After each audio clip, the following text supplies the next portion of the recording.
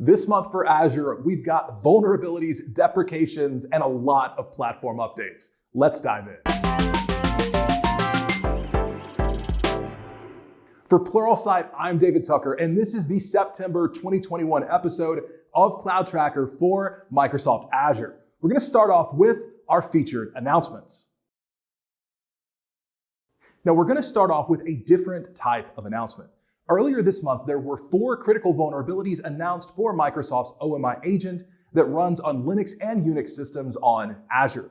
Microsoft quickly updated the agent to address these concerns, but in some cases, this will require manual intervention on your part to get things resolved. Now, if you're using managed services from Azure, this will be fixed for you. But if you're managing Linux servers, this is something you likely need to update. Microsoft has reached out to those affected, but this is something you need to act on in the very near future. Check out the link in the episode notes for Microsoft's guidance for addressing this set of vulnerabilities. Next, Microsoft is previewing a new feature that will enable you to reserve capacity for a specific type of VM within a region or availability zone. With this new capability, you will actually get an SLA for capacity, although this isn't yet in place for the preview phase. According to Microsoft, an on-demand capacity reservation will operate as a deployable object, specify a VM size, location, and quantity using the compute resource provider. Now, it is important to note that not all VM families are supported with this preview, so check out the announcement post for more information on what is supported with the new capability. Now, next, Microsoft has announced a new capability for scale sets, and that is flexible orchestration. This capability enables you to utilize the scalability that you get from scale sets with the regional availability of availability sets. Now, this is especially valuable for organizations running large numbers of instances within their scale sets for solutions that are dealing with stateful workloads. Now, since this is in preview, you should only leverage this for testing, as the preview doesn't yet have an SLA. Check out more information on how to get started with this capability using the link in the notes. Now, next up, we're going to have some groups of updates for popular services. And to start off with, we have a couple of updates for Azure App Service. First, the public tenant app service now fully supports availability zones, as this feature is now generally available. For many organizations, this was the missing piece for building truly fault-tolerant solutions with the service. Now, to leverage this feature, you need to select a supported app service plan. Get all the details from the link in the episode notes. Now, also, the capability that enables you to mount Azure storage for an app service app deployed on Linux is now generally available. This opens up new use cases when running on Linux, as you can manage persistent storage separately from your app service apps. This support is included for both the built-in and custom Linux containers that are deployed with the service. The next service we will be discussing is the Azure Kubernetes service, and it's clear that Microsoft is committed to growing this service to make it even more powerful for your cloud workloads.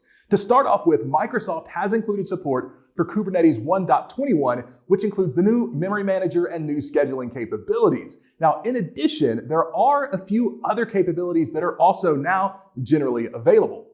This includes AKS Run Command, which enables you to execute commands on your cluster from the AKS API, as well as support for the Container Storage Interface, or CSI. Also, you can now leverage public DNS support for private AKS clusters. Now, in addition to the 4 general availability announcements, Microsoft has announced 2 features that are now in preview for AKS. First up, you now have new configuration options for how your scale down works within your cluster. You can now select whether instances should be deleted or deallocated when you have a scale down event. Later, when you go to scale up, deallocated nodes can be leveraged before spinning up new nodes. Also, there is now a preview for custom policy definitions for AKS clusters. Now, links to all of these announcements are included in the episode notes. For our final announcement, we will be taking a look at Cosmos DB.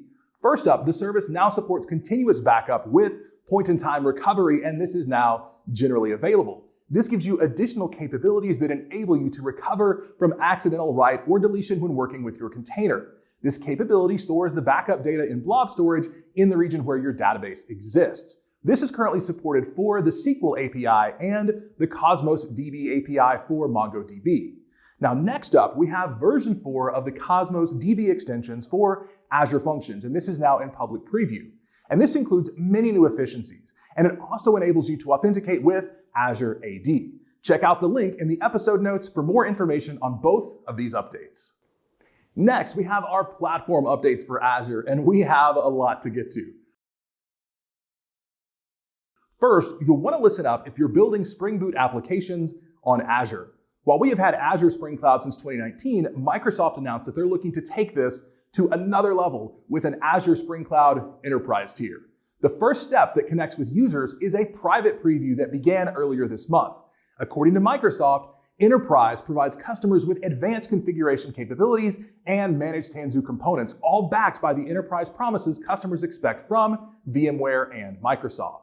You can follow the link that I have included in the episode notes to get signed up for this private preview.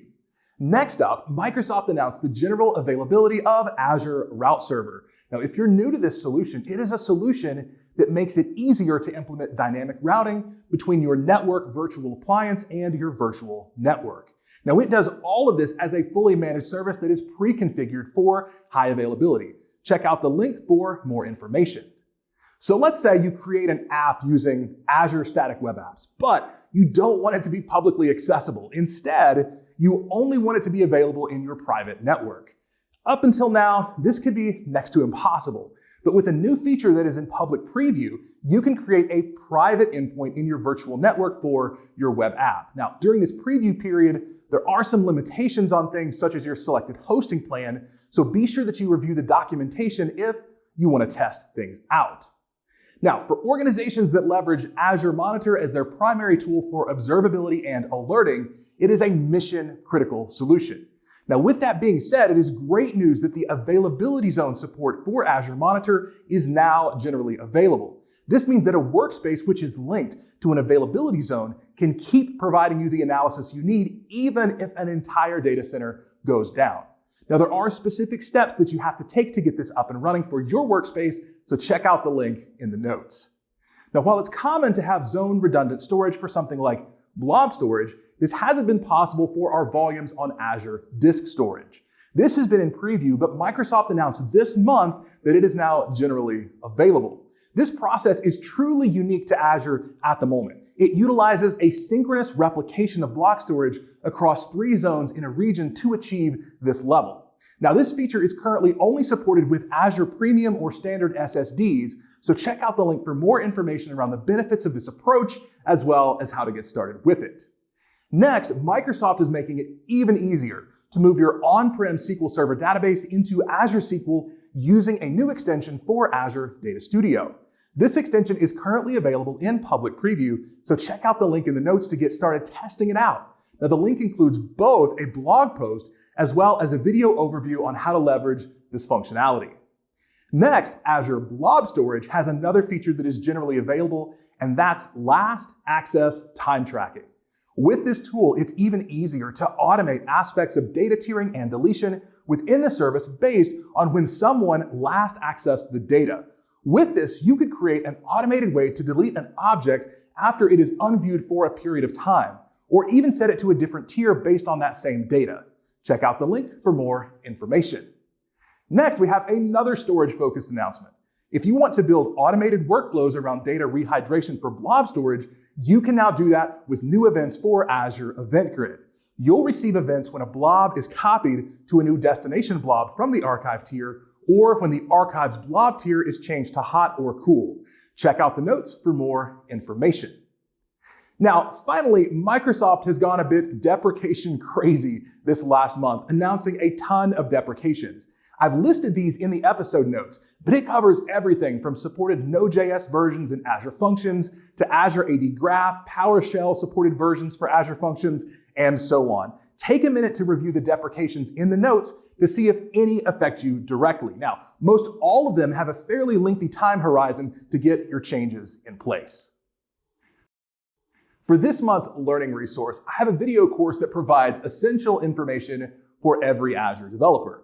This course, Microsoft Azure Security and Privacy Concepts by Michael Brown, covers information around Azure Identity Services implementing role-based access control, implementing governance tools, dealing with virtual networks and Azure firewalls, reporting tools, and dealing with compliance requirements. If you're going to be working in Azure, this is critical information that you need to know to create secure and compliant solutions in the cloud. Thanks for joining us for this month's Cloud Tracker for Microsoft Azure. You can find links to everything I've discussed in the episode notes. I'll see you next month to discuss what's new in the cloud here on Cloud Tracker.